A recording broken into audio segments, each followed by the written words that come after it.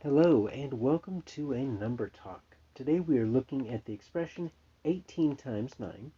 What we do with the number talk is we use mental math to try to solve this expression without paper, without pencil. We're just trying to figure out what is 18 times 9. And when we do that, we are going to also try to remember the strategy that we use to figure it out.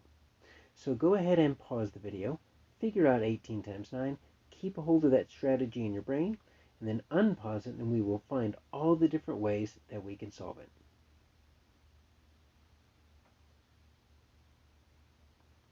So one of the first things that we could do when we're trying to figure out 18 times 9 is we can use our distributive property to break apart one of our factors. In this case, we are going to break apart this 18. We're going to cut it in half. We're just going to call it 9 plus 9.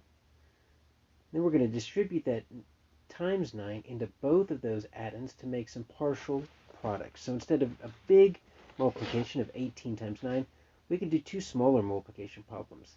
So we're going to do 9 times 9, and that's going to get us 81.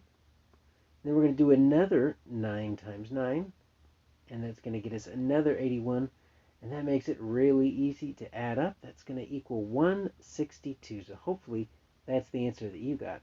There's another way we could break this up with the distributive property. And instead of breaking up our 18, let's break up our 9. Now 9 is not an even number, so we cannot break it in half. But we don't have to always break it in half. I'm going to take my 9, and I'm going to split it up into 5 plus 4. Just because multiplying by 5 is pretty easy. I like multiplying by 5. Still going to take this 18 and distribute this into the 5 and the 4 to get my partial products. And so I'm going to do 18 times 5. And that's going to get me 90. Two more sets of 5 would have got me 100. But we're not quite there. Then I'm going to take my 18 and I'm going to multiply that by 4. That's not going to be quite as much. That's going to get me 72. And when we add those two up, we are still going to get my 162. Now, some of you probably chose this method. This is also the distributive property. And when in doubt, you can always use this one.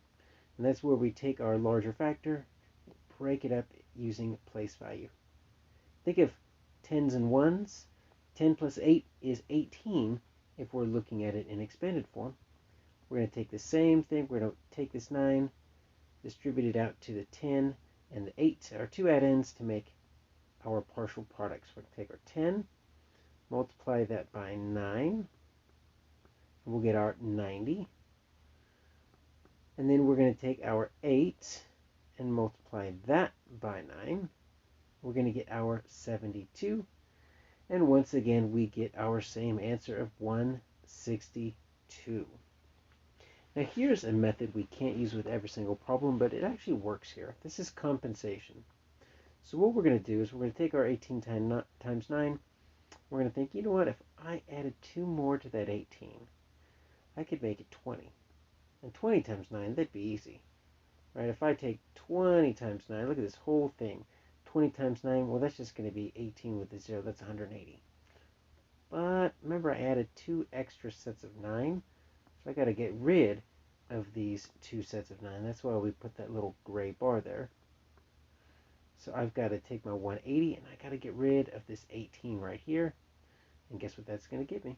That's going to give me my 162. Now compensation also works this way. Let's take care of my 18 and my 9. And look at that. If I just add 1 more to that 9, that becomes 18 times 10. So easy. 18 times 10, that's going to be 18 with a 0, so compensation is really easy there.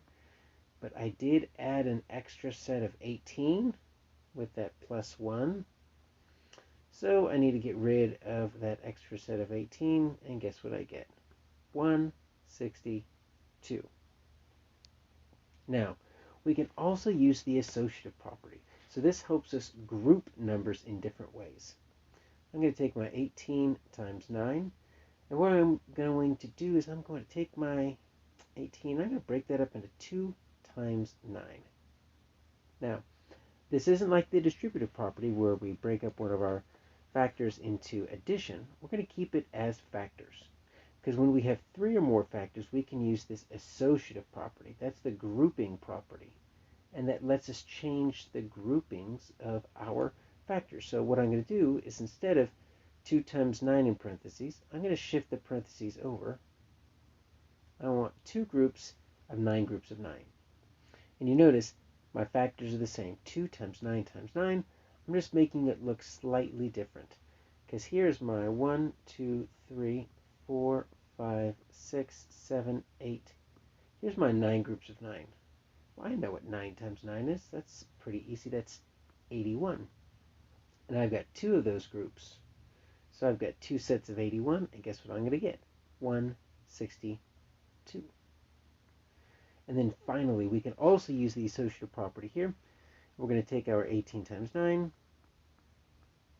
and we are going to take our 18, instead of looking at it as 2 times 9, we're going to look at it as 3 times 6, still times 9, and we're going to do the same thing. We're going to shift those parentheses over. I want 6 groups of 9. I want to take a look at this 6 groups of 9. So I've got 1, 2, 3, 4, 5. I've got 6 groups of 9. So that's going to get me 54.